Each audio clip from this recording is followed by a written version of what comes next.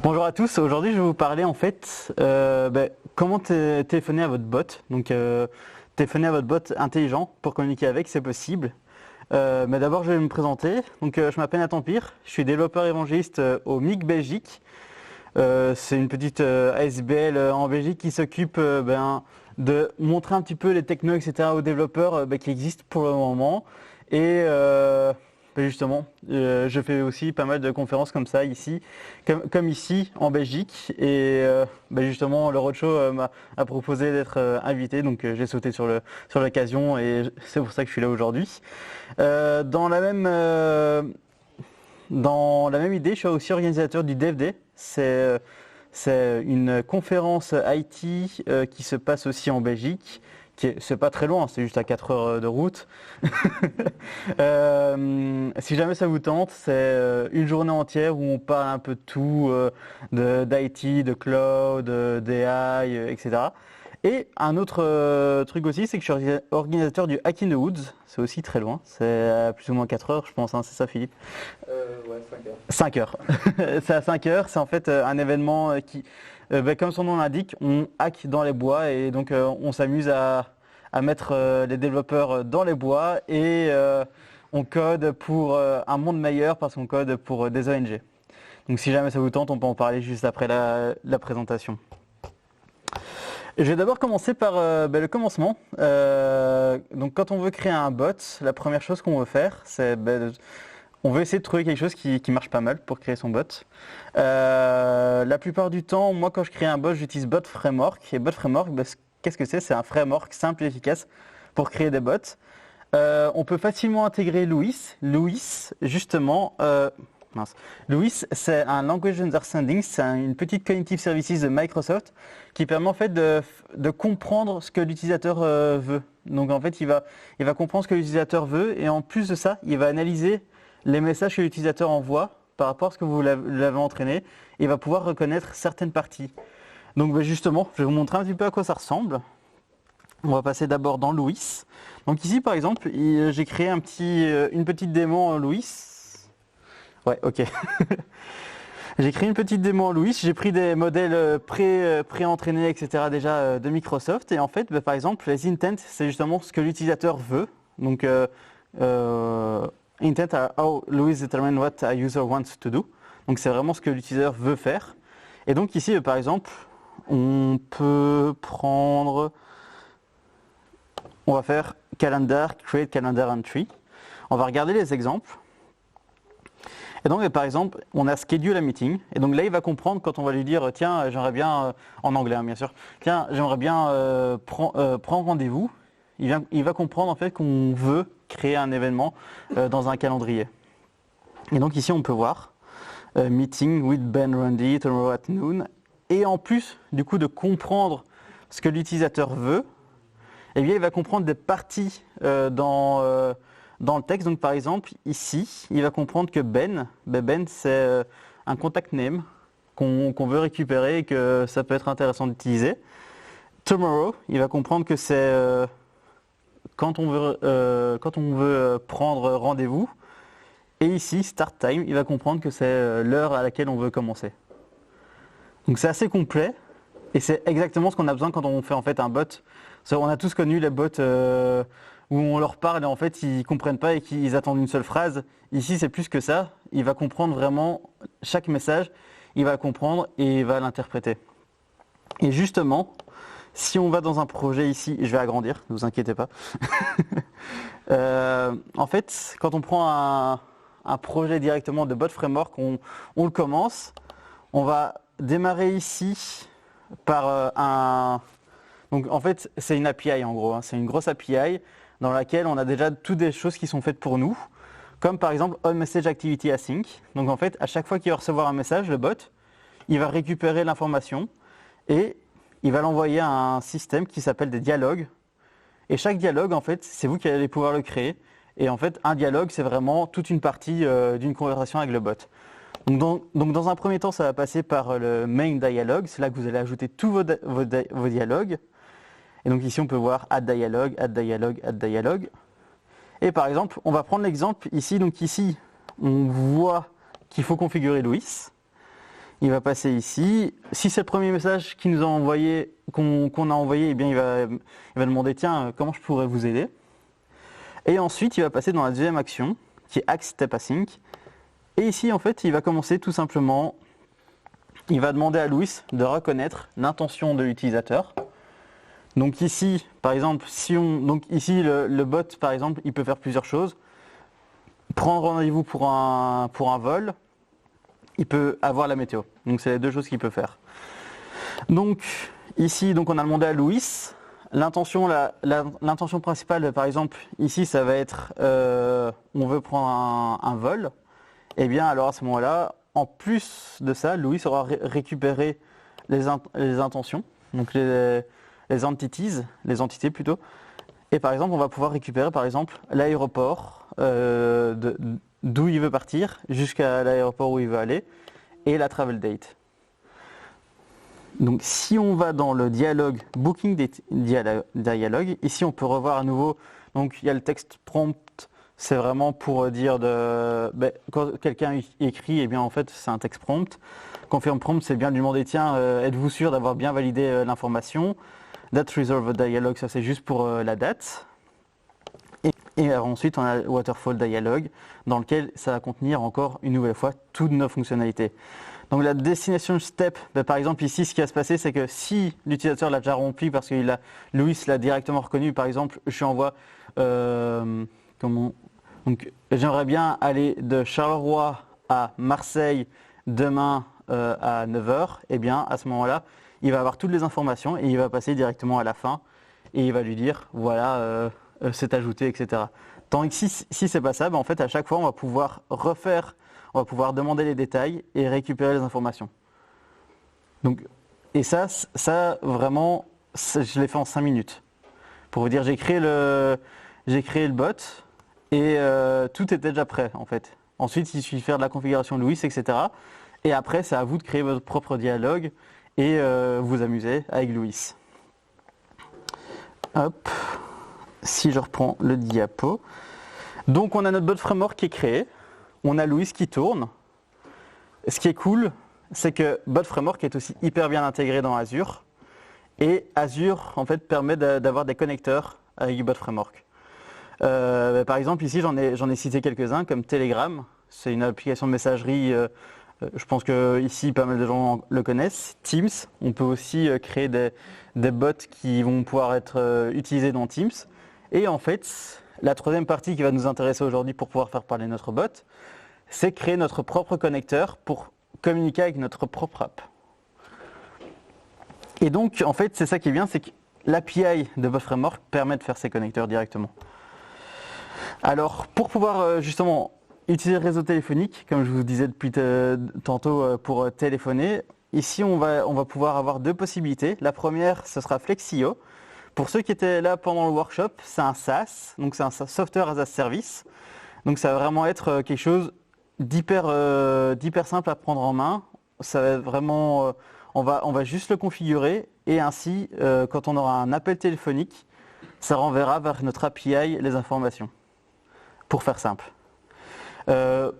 Pour vous donner une ordre d'idée, les cas possibles avec Flexio, il y a la possibilité de créer une URL, enfin de créer justement ce lien entre votre numéro de téléphone et votre application. On peut utiliser le Visual Designer pour créer des flows, masquer un numéro, SMS Echo, système de simple de téléphonie. Et ça marche pour la voix et les SMS. Par exemple, je vais vous montrer. Ici, je m'étais amusé à refaire tout simplement dans le design. Dans le Visual Designer, je m'étais amusé à faire mon propre voicemail. Et en fait, ça m'envoyait juste un email. Ah voilà, Nathan, tu as un nouveau message. Clique ici pour pouvoir le lire. Alors, ma connexion internet est assez lente, je vois. Donc ici, par exemple, vous voyez, c'est ça. Je viens ici bouger des briques et je viens les mettre dedans. Il disait justement bienvenue sur la messagerie de Nathan Pire. Vous pouvez laisser votre message après le bip et je vous rappelle dès que possible. Et là, à ce moment-là, ça renvoie vers un autre flow. Ok. À mon avis, la connexion internet n'est pas a du mal avec. Ah voilà, non. Ici. Ok, non, c'est pas grave. Donc c'est vraiment très dynamique et très facile à utiliser vu que c'est tout du design. Mais ici pour nous, ça va pas être utile. On va plutôt utiliser les applications ici comme Test Nathan, dans laquelle je vais mettre l'URL de mon connecteur vers lequel il doit justement envoyer le call. Hop. Donc ça, viens de vous le montrer. Et justement, en fait, l'URL vers lequel on va envoyer le call, c'est cool. Mais le truc cool qui est intéressant aussi, c'est de récupérer ce que l'utilisateur va dire en fait au téléphone. Et donc pour ça, on va utiliser le RCML, qui n'est pas plus simple. C'est très simple en fait. C'est juste du XML dans lequel on va rajouter quelques tags et qui va permettre en fait au service de comprendre ce qu'on lui demande. Et donc avec ce RCML, on va pouvoir faire dire au service de Proximus du texte, et on va pouvoir aussi récupérer le texte qui aurait été dit dans notre téléphone. Donc voilà un peu comment ça marche. Donc le service va recevoir l'appel, notre connecteur va recevoir un appel de ce service, et lui va envoyer ce premier message vers le bot. Le bot va renvoyer le message de bienvenue qu'on a vu tout à l'heure. Notre connecteur va récupérer ce message et va le mettre en forme et va l'envoyer en fait au service d'appel. Donc là, en fait notre connecteur, ça va être le ping-pong, ça va vraiment être le point central qui va juste recevoir, récupérer et formater en fait entre nos deux services. Et donc là, on peut voir, on récupère sous forme de texte l'écoute. Le connecteur reçoit ce texte, il l'envoie au bot. Et le bot renvoie le message vers le connecteur et le connecteur le renvoie vers Flexio. Donc c'est super simple.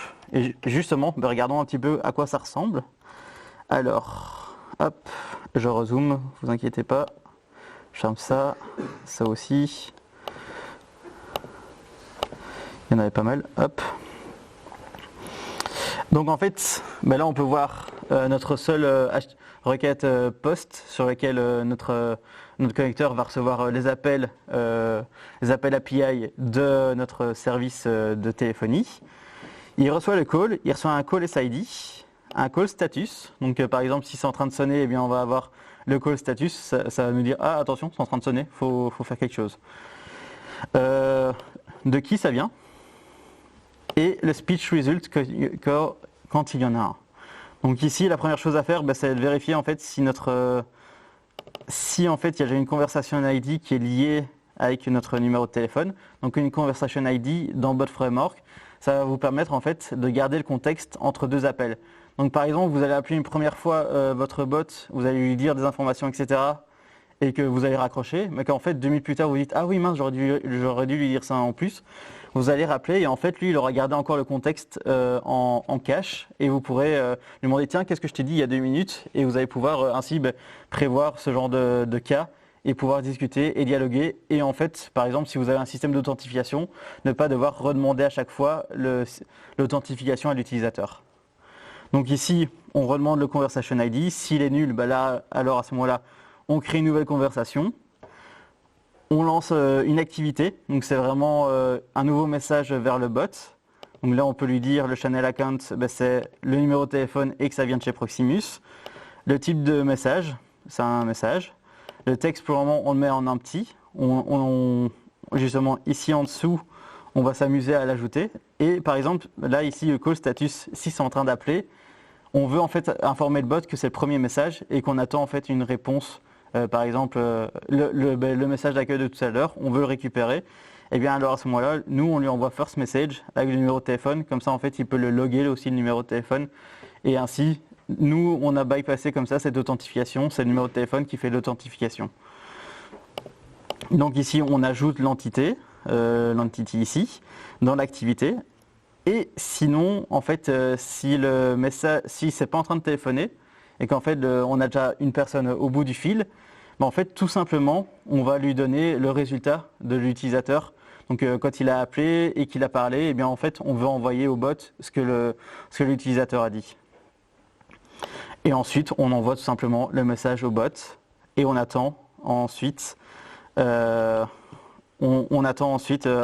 retour du bot de manière async. Donc on attend juste et on espère avoir une réponse. Ensuite, une fois qu'on a récupéré la réponse, c'est là qu'on va créer ce fameux XML un peu modifié pour l'utilisateur, pour le service de Proximus. Donc par exemple, si le bot nous répond rien et qu'on a eu un souci de communication, ben, on va dire une erreur de communication avec le bot est survenue, veuillez réessayer plus tard. Sinon, en fait, on va tout simplement créer ce XML en lui disant, ben voilà, tu dois dire, donc c'est contenu dans un premier bloc qui s'appelle response. Dans ce bloc, on peut mettre plusieurs attributs, dont say.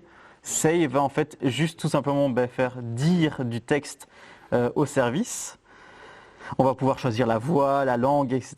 Et on a une autre partie qui est gather. C'est la partie en fait qui va récupérer le texte que l'utilisateur va dire au téléphone. Et ensuite on lui dit, pour me renvoyer cette information-là, tu me l'envoies vers cet endpoint, qui est l'endpoint en fait de base. Et ensuite on renvoie ça au service. Et donc le service nous renvoie et ça fait le ping-pong qu'on avait vu ici, juste ici. Ce qui est intéressant ici, c'est que en fait, le bot connector, si jamais vous devez l'utiliser, c'est un service qu'on a créé qui utilise du WebSocket pour communiquer en fait avec le bot, s'il veut bien s'ouvrir. Donc ça utilise la direct line config, c'est une configuration entre le bot et votre connecteur. Et donc ici, ça va juste envoyer en WebSocket les messages directement au bot. Donc c'est pas mal. Si jamais ça vous intéresse d'utiliser ces deux services, le projet est open source et vous l'avez sur notre repo. Je mettrai après les liens. Voilà, je vous ai montré ça. Et ensuite, on a Vonage, qui est la même chose que que Proximus, qui est aussi un service, un software as a service qui permet de faire la même chose.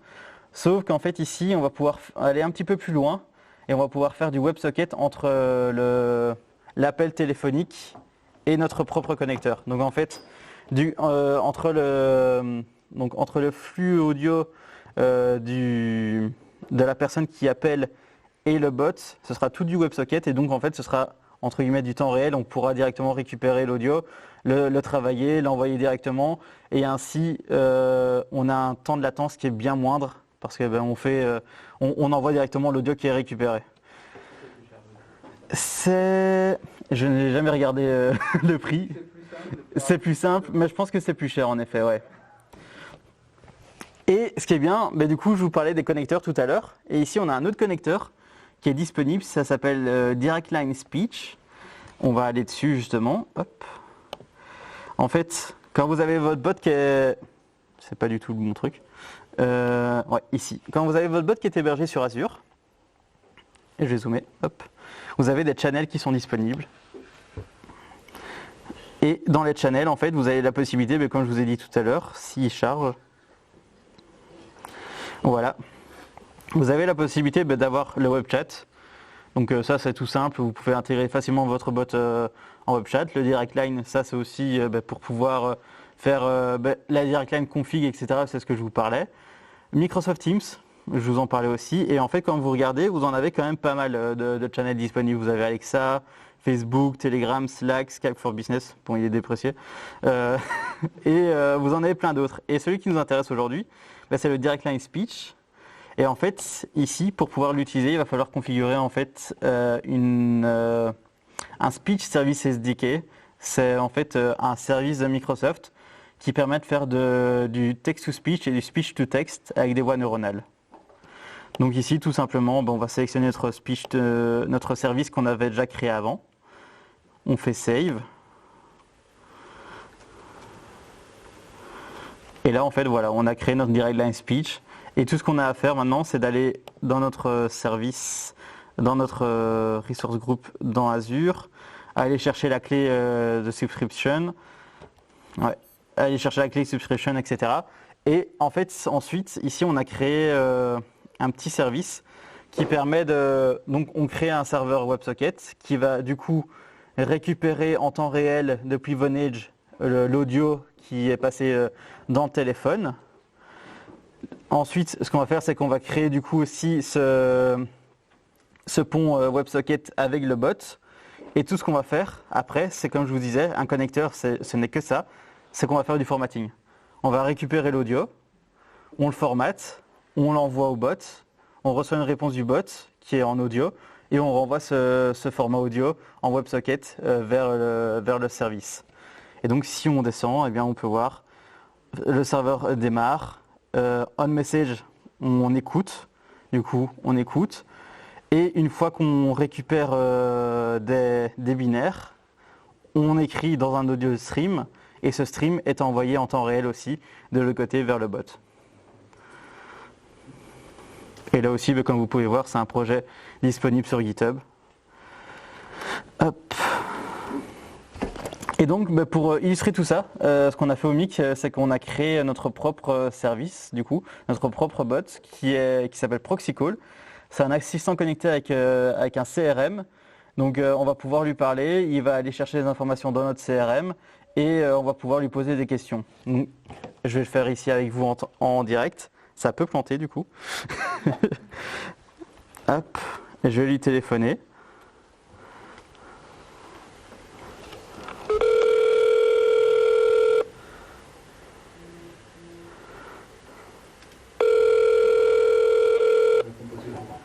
Il va pas répondre, il est timide. Il n'a pas répondu, il était timide. On va essayer de le rappeler. C'est ça. Bienvenue chez ProxyCall Nathan. Que puis-je faire pour vous? Donne-moi le numéro de Frédéric Carbonel.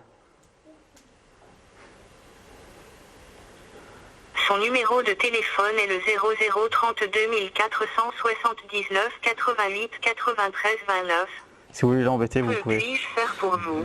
Donc vous voyez, en fait, là, c'est le service Proximus qu'on a utilisé.